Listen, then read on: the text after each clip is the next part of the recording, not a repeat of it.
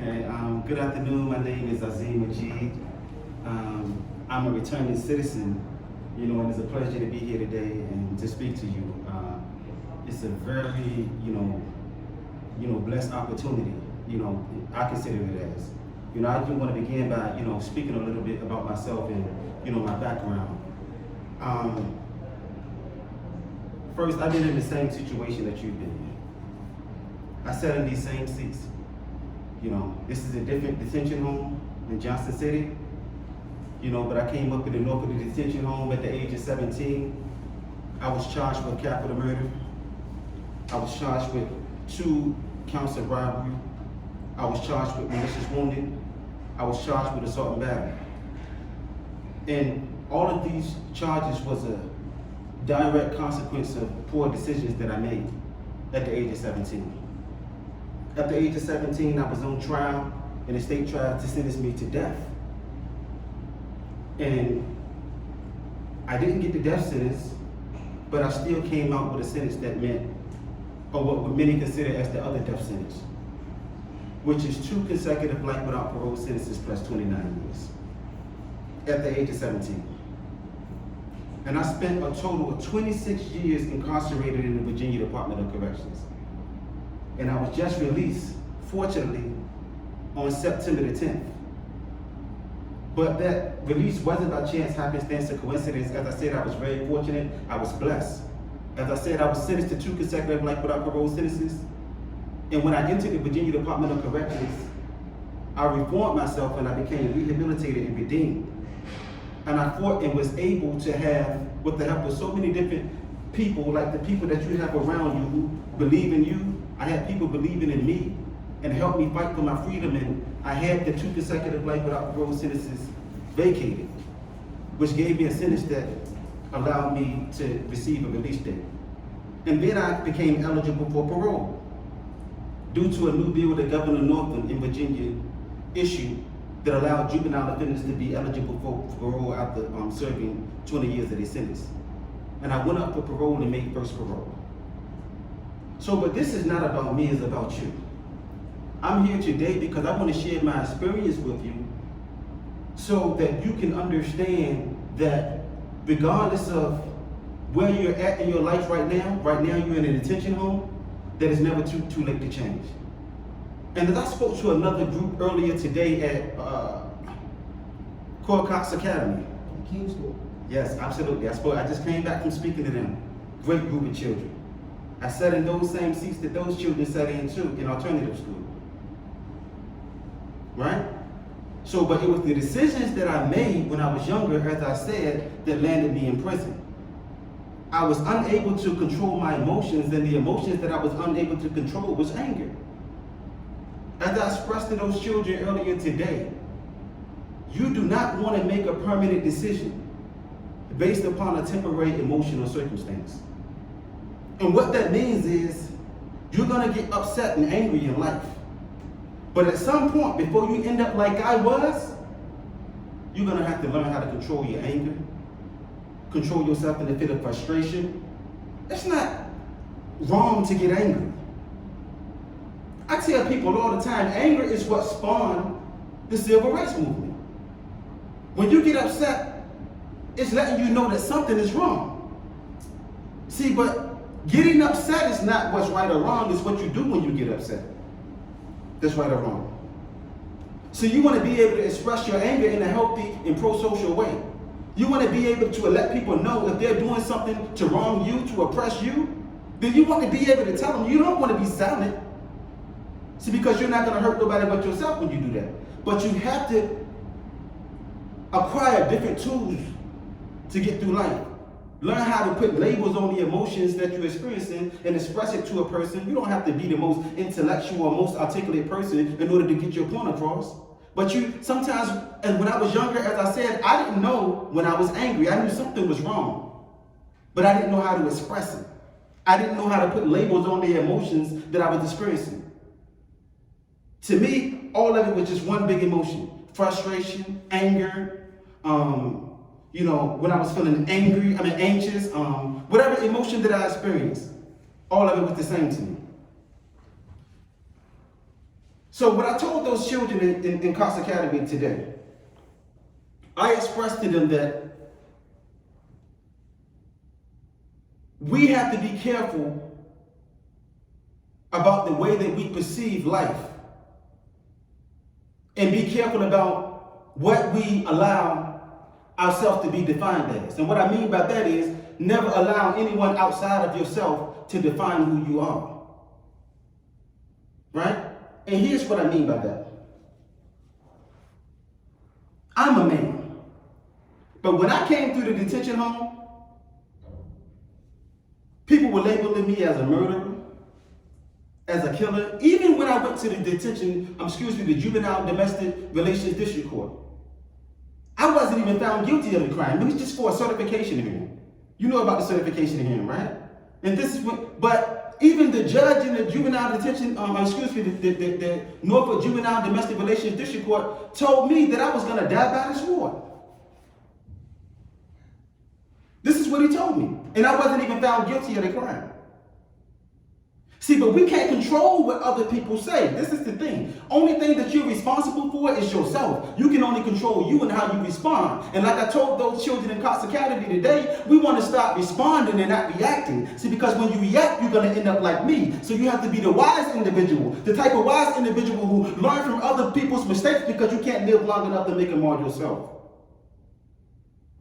And I also expressed to them that you heard the old adage that go, the definition of insanity is doing the same thing over and over again, expecting a different result.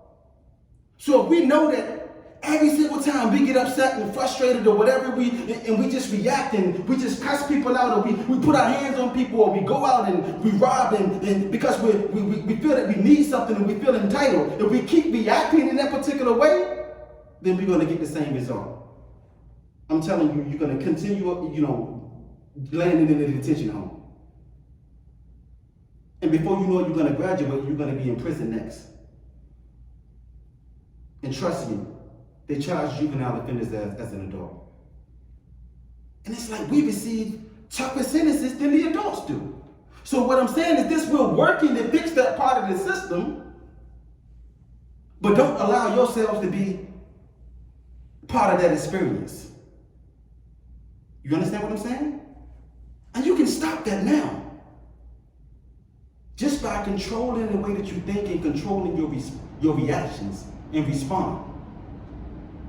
Be careful, as I said, and I'm going to reiterate this particular point, on what you tell yourself about yourself and what you accept for yourself. Never accept anything that you deem yourself unworthy of receiving. The system is broken, but everybody in the system don't mean you harm. And this is an important point that I'm trying to drive home. See, because if you just trust every single person, give a person an opportunity to help you. See, because help is two-sided. You have to have someone who's sincerely offering the help, and you have to be willing to accept it. And we all need help. I needed help to evolve into a better version of myself. So when you have wonderful individuals around like these individuals that's helping you, accept it. Don't make it hard on them. Because I'm telling you, one of the number one ways that we're going to fix the system, we need more people in the system that care. And it's not just a job. See, but even when you're surrounded by personnel and staff and fellow offenders that you feel they don't care about you, still you're responsible for you, because if you make the wrong decision, you're the one that's going to have to suffer the consequences and wear that. So what do you deem yourself unworthy of? Are you worthy of this detention home? You shouldn't be. I'm looking at a bright, smart young man. I'm looking at myself when I see you. See, I sat in that same seat.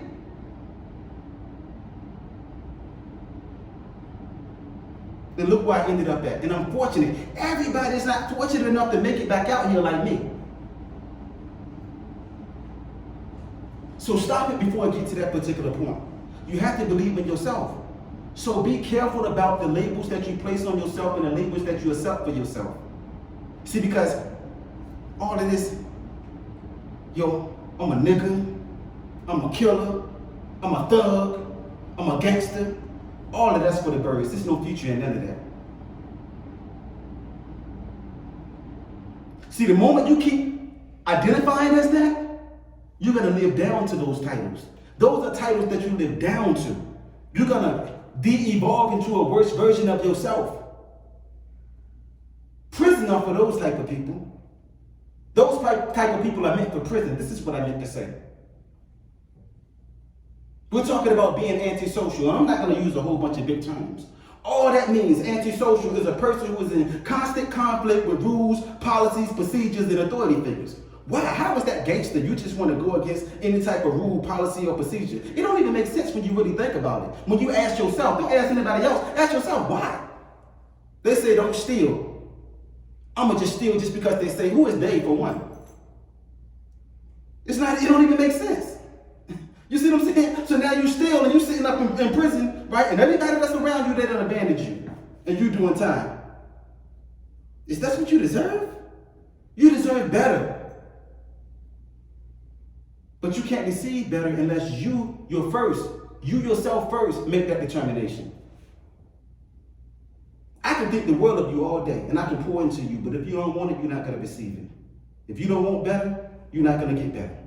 But you can be anything in life that you want to be if you believe it first and you put forth the effort to become that particular person. So as I always say when I talk to the youth, I want you to think about the type of person that you envision yourself being. Think about that particular person, like the best version of yourself. Think about that right now. And going forward, I want you to put forth the effort before every single decision that you make. I want you to say, what would the person that I want to be, how would they do the deed that I'm about to do right now? And then do it that way. That's how you give yourself what you deserve. See, because you get back what you put out.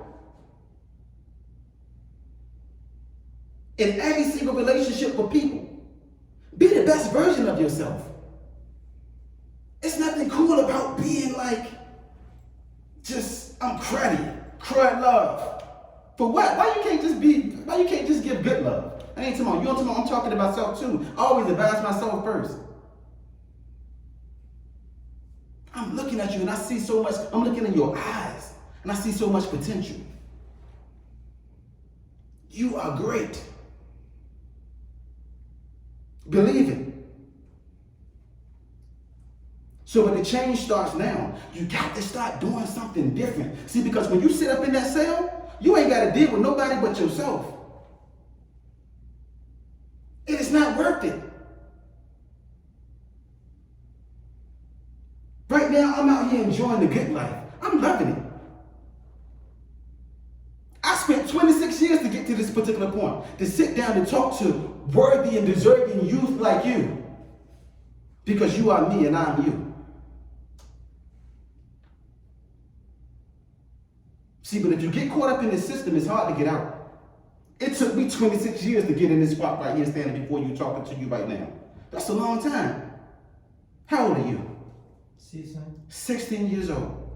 I was 17 when I ended up with 2 consecutive life without parole sentences.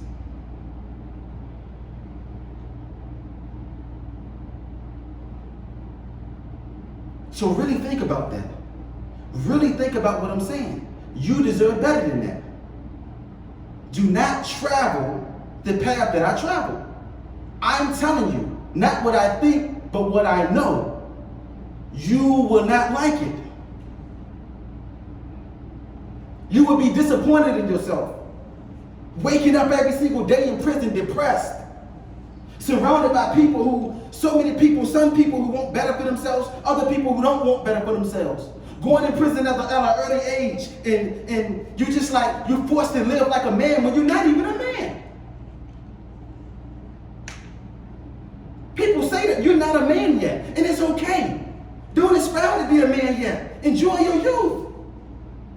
It's different responsibilities that come along with that.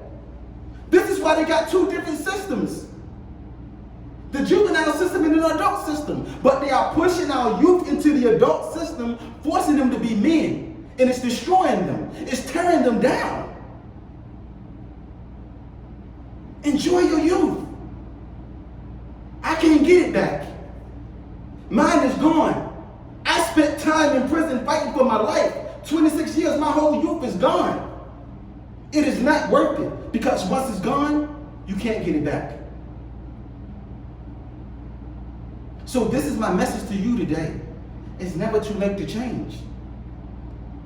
Believe in yourself. Don't give up on yourself.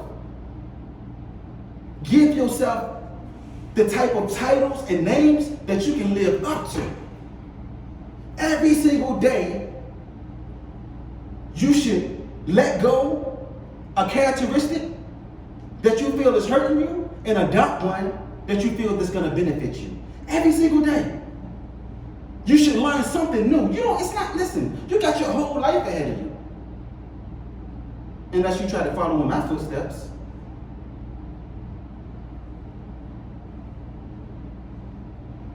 So every single day you should wake up a better person than you were yesterday.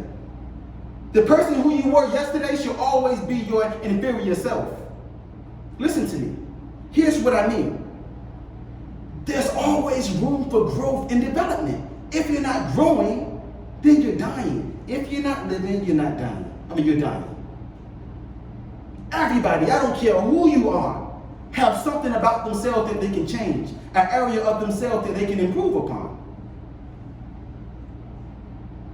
So give that to yourself to be the best you that you can possibly be. So each and every day that you wake up, make sure that the person that you are today is superior to your inferior self of yesterday. Is it making sense what I'm saying? Because you owe yourself that. I love you, man.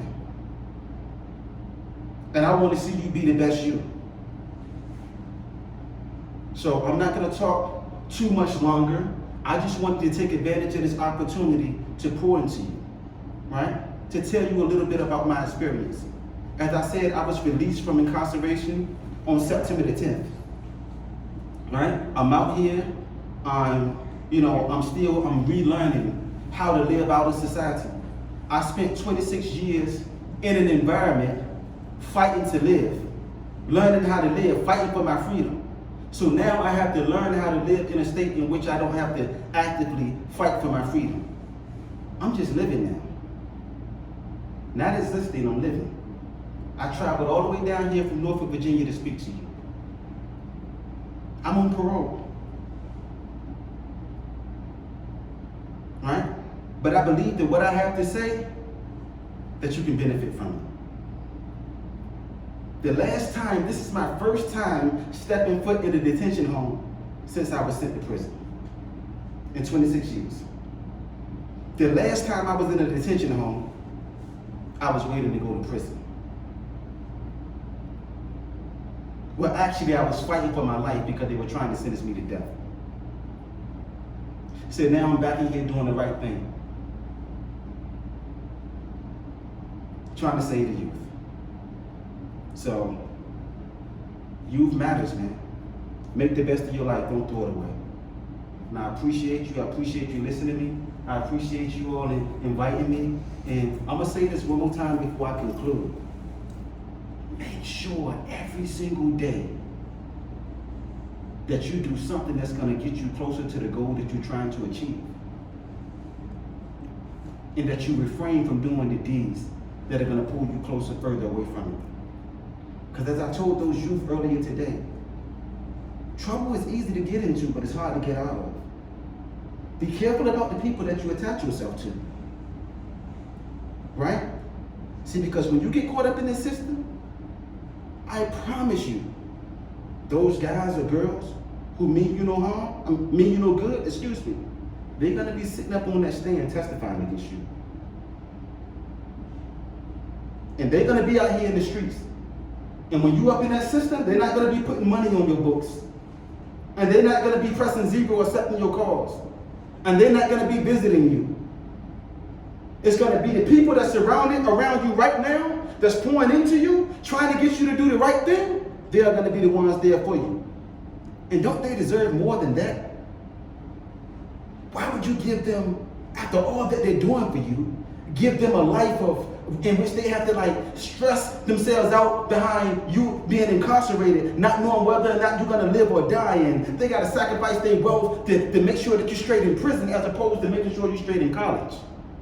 Why would you give that to them? Change starts today. Don't spend time proving the people wrong who don't believe in you. Spend time proving the people right who believe in you. That's all you worry about.